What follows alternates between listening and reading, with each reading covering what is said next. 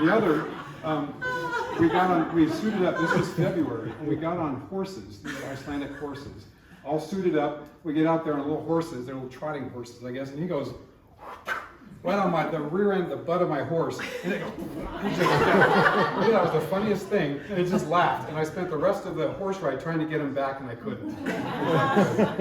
So, he did that to Audrey once. We had a lot of, just a lot of fun experiences and adventures.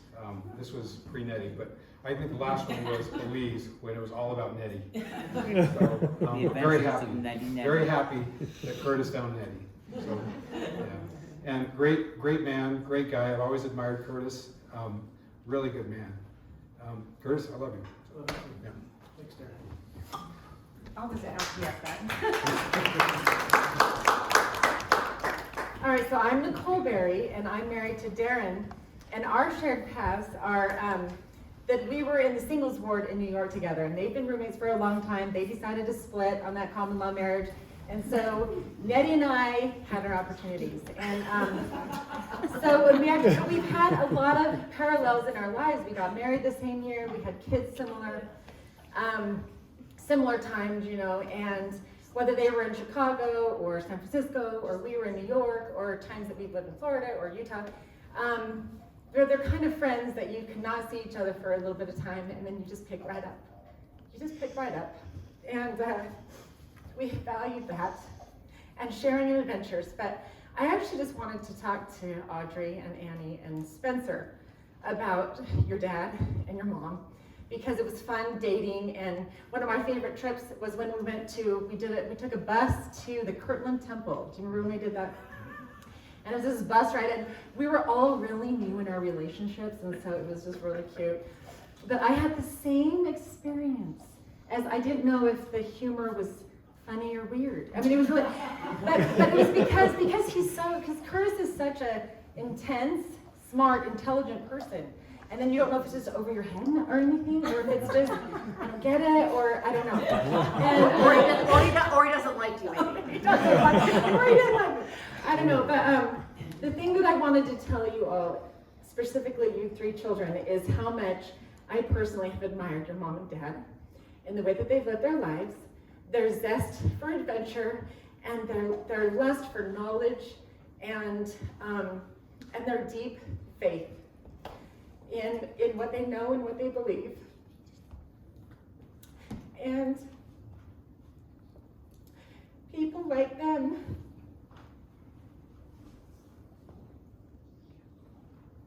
make this world great. And everyone's here tonight because you have felt their greatness, and you have felt their love and their zest and their love, and I'm grateful to be one of those. So I wanted to say that. Thank you, Curtis.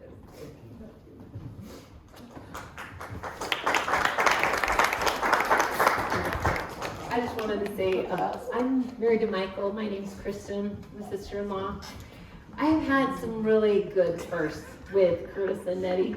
The first time I ever heard about Curtis, I was mentioning this tonight, was because Michael was majoring in jazz composition, and he fully intended on moving in with you and bumming off of you in New York and doing gigs.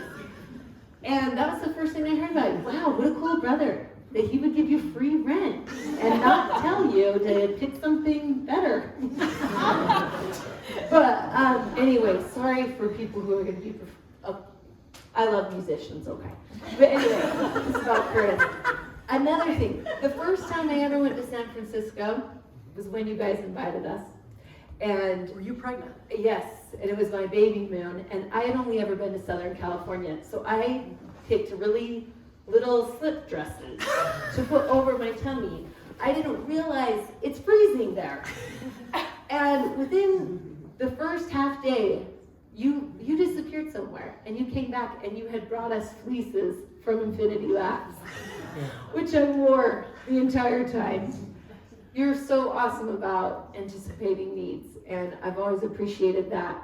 Another first, only this was before San Francisco, was when we lived in Indiana. Curtis and Eddie invited us up to Chicago for Thanksgiving. That was the first time I had ever been to Chicago, too. Curtis and Eddie, you guys have opened so many possibilities to Michael and I. Every time we talk to you, I've been excited, truly excited about life, had greater confidence in myself, greater confidence in Michael, and that's not going to change. Nothing will change wherever Curtis is, wherever Nettie is, wherever you're living, wherever that confidence in us is enduring that you have given to us. And I really appreciate that and just love you guys so much.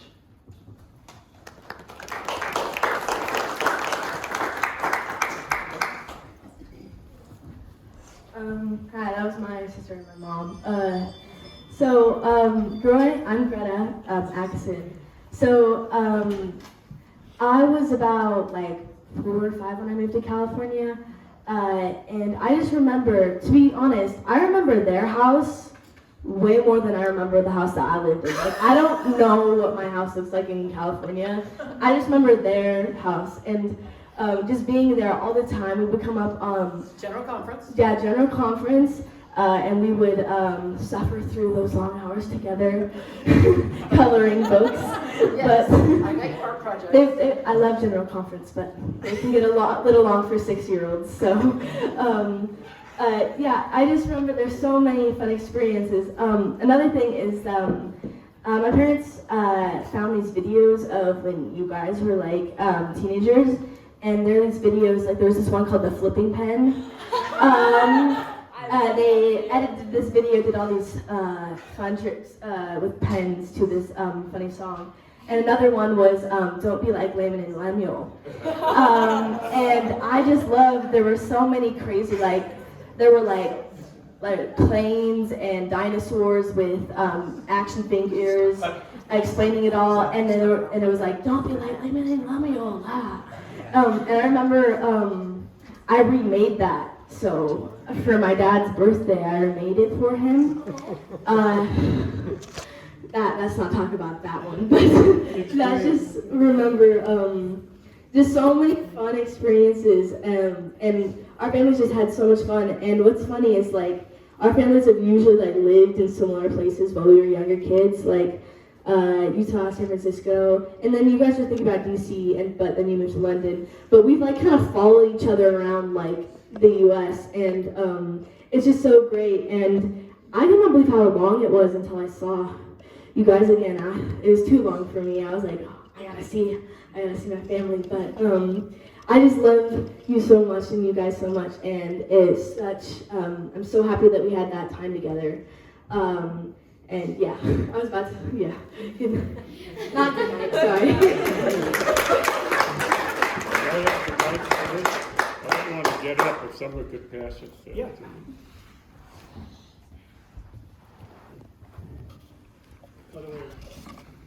For those of you who don't know, I'm Curtis's father, and I'd like to use this moment to pay tribute to my wife, who gave me Curtis and 4 other children, 5 other children besides Curtis. And we met at Stanford, where I happened to be the Elders Quorum president of about 90 elders. And it was a great place to meet a smart wife whom I was interested in getting a smart wife, and she, I think, was more interested in getting a good husband than she cared about the education, although she really did well at Stanford. We both got our master's degrees there. But she was a great lady, and she gave me 6 children, all of whom have turned out to be very successful in life and great, great people. And I'm so grateful for her and the great family that she left as prematurely, I would say, as a great mother and a great person. So I, again, pay tribute to her and appreciation expressed for the great family that we shared together. And I leave you that thought in her memory. Thank you.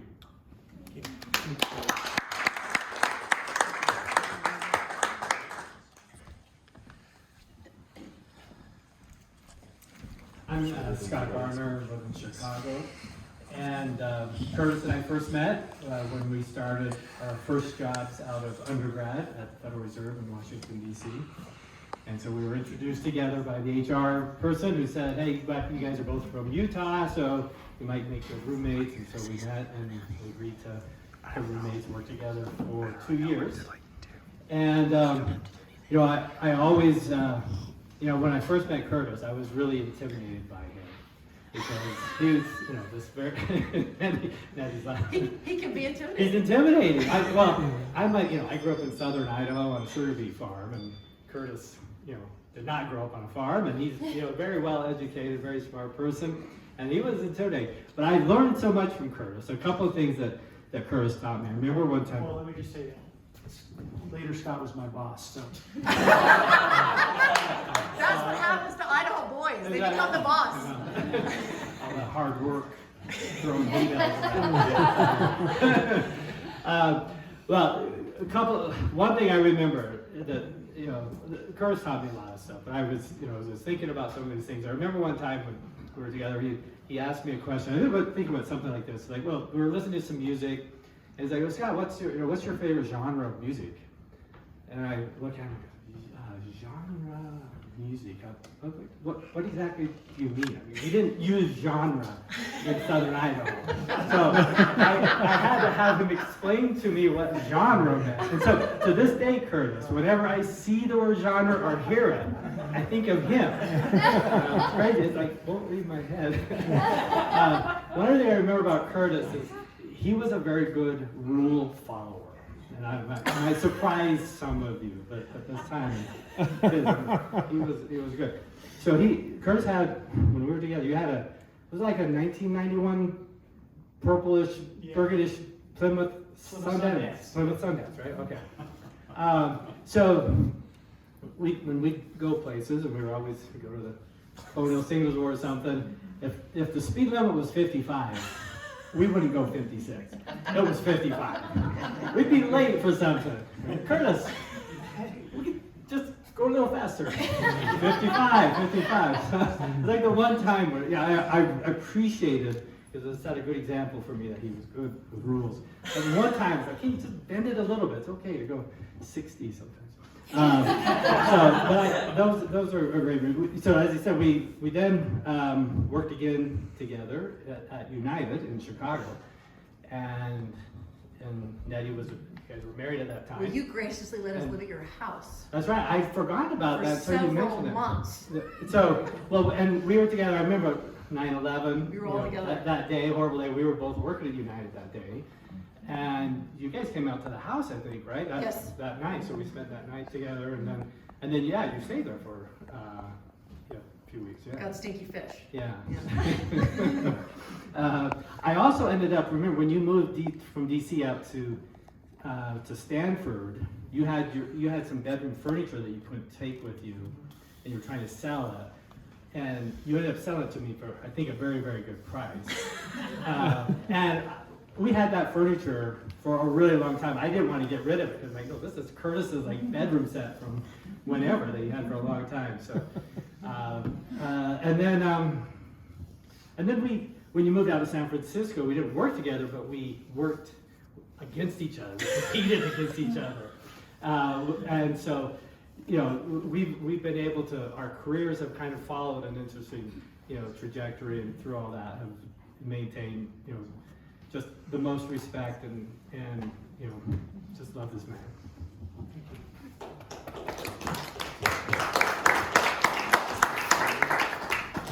Sorry.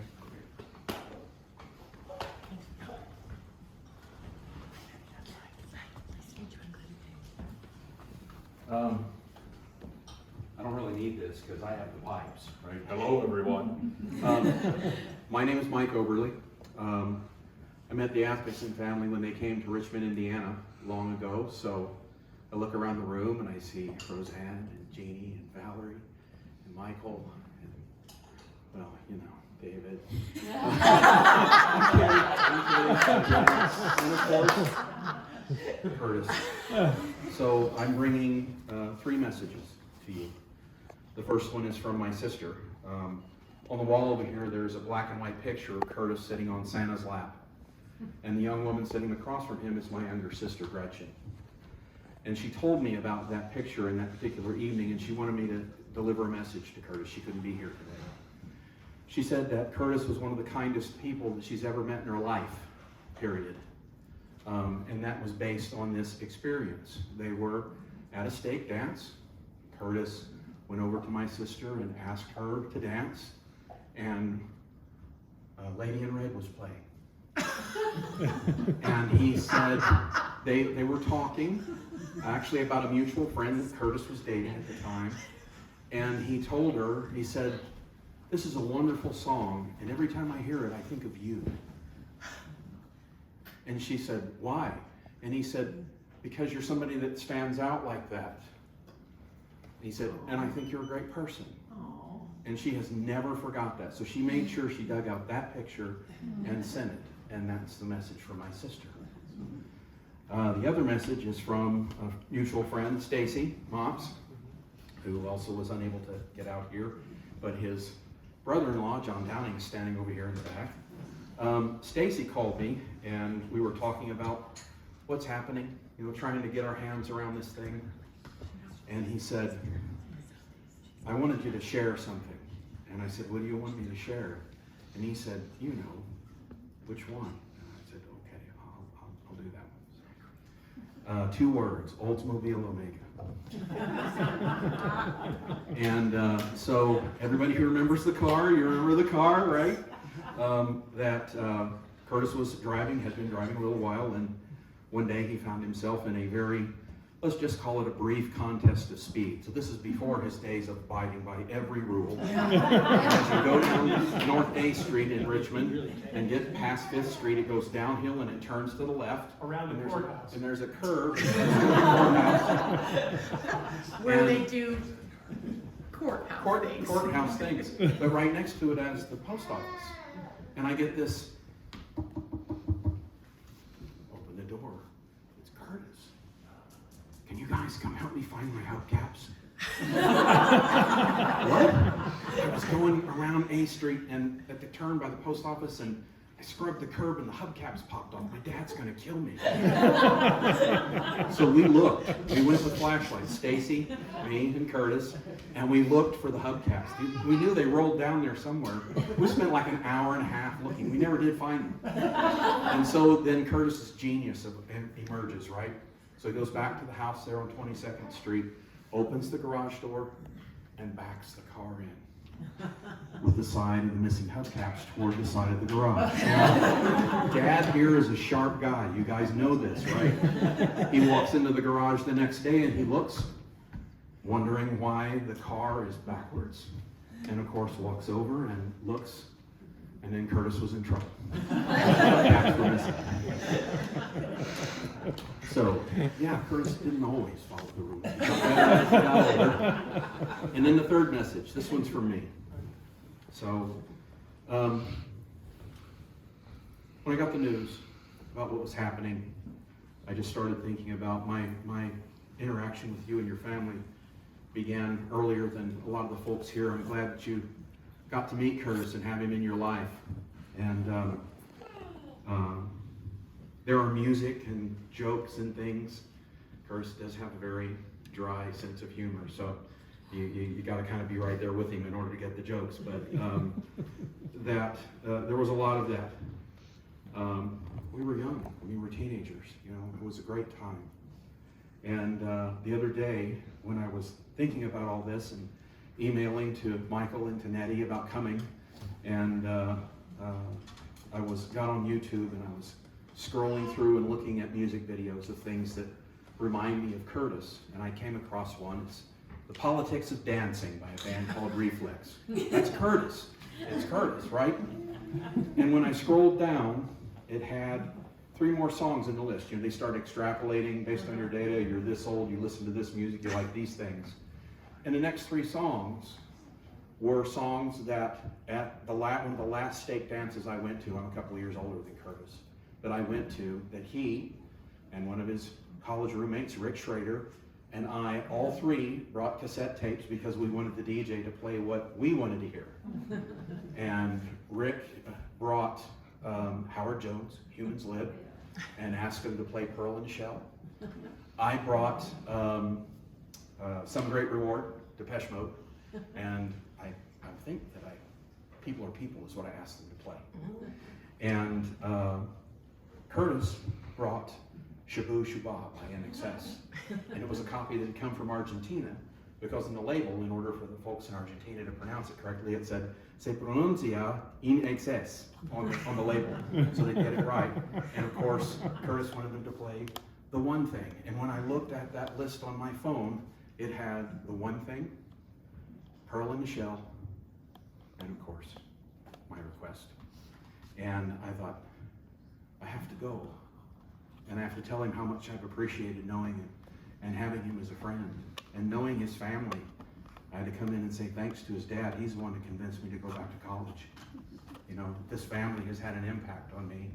And Curtis and David, we have been crimes. By the way, I am the producer of the Layman and Lemuel video. I'll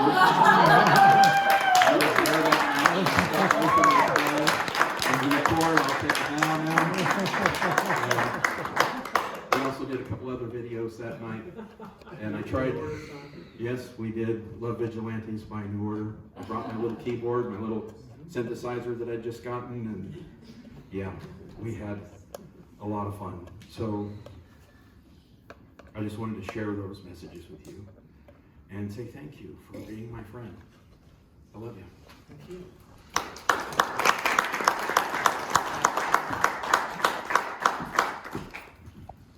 Hi, I'm Ashlyn.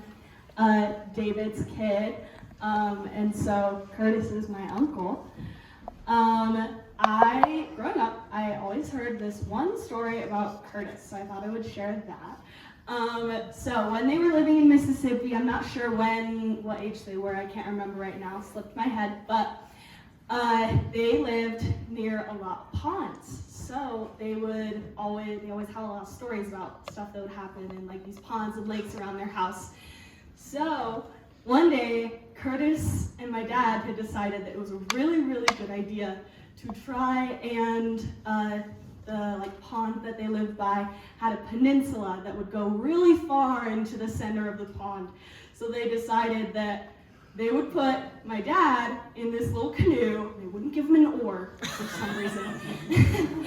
And they would push really hard, and he would go all the way across this pond and somehow hit the peninsula. Obviously, they're just, I don't know. I don't get it. But hey, they did it. And obviously, they missed the peninsula, and he was stuck in the middle of the pond. And they got him out, obviously, but I don't know. I just think that, I forgot about that. And it's Mississippi, so there were lots of alligators and stuff in the pond, and so he couldn't swim to the edge. They had to find some other way to get him out of the middle of the pond. How did you get him out? He had to drift to the end. But didn't Valerie go running to get Marianne? Yeah. I'm sure I did. The owner of the canoe was driving by. Go ahead. Yeah, I don't remember it very well, obviously, but yeah, I don't know. I always thought that was such a funny story, and I think that just, I don't know, I think that represents, what I know about you and everything I've heard very, very well, I think. Yeah.